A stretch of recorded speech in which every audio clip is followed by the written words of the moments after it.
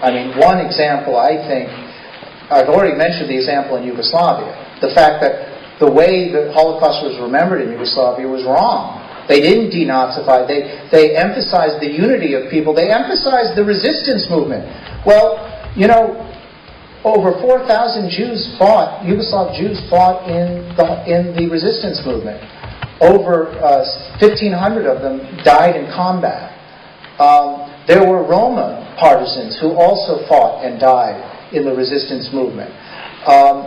There was certainly, it's a great thing to emphasize. I don't deny that that's a great thing to emphasize. But by playing that up and not playing up the crimes and the victimhood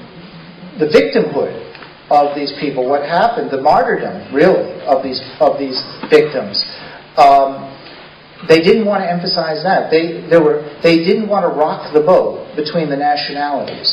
They wanted to preserve brotherhood and unity at all costs. A noble goal, but it had its negative consequences, and collective memory does not tell the whole story. The U.S. Holocaust Museum, let me emphasize something about this. The U.S. Holocaust Museum is a great institution, but it too is an example of collective memory gone bad. And let me tell you why. In 1993, the U.S. Holocaust Museum was opened by President Bill Clinton. He invited the countries that he wanted to invite to it. He invited the president of Croatia, who was an apologist for the Holocaust, Franjo Tuđman. He did not invite Serbs, and the Jews of Yugoslavia organized a huge boycott of that opening. Tuđman was an extreme. He was the first president of independent Croatia in the 1990s, and he was an extreme anti-Semite. He was an extreme hater of Serbs and of Gypsies, or Romas, I should say, because Gypsies is a pejorative term. I shouldn't use it, but I use it because people are more familiar with it.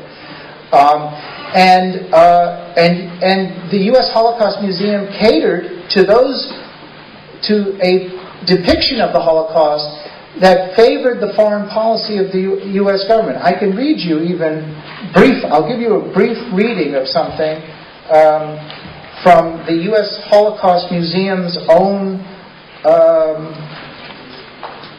its own publication. Let's see if I can grab it here. Well, I'll just tell you this, that the U.S. Holocaust Museum itself bragged about the fact that it excluded the story of Yugoslavia from its exhibition in the 1990s, because it said that we're fighting to stop genocide that is committed allegedly by Serbs, so he was really saying we're carrying out the policies of President Bill Clinton. And so therefore we're going to exclude the story of the Holocaust in Yugoslavia in order to help Bill Clinton.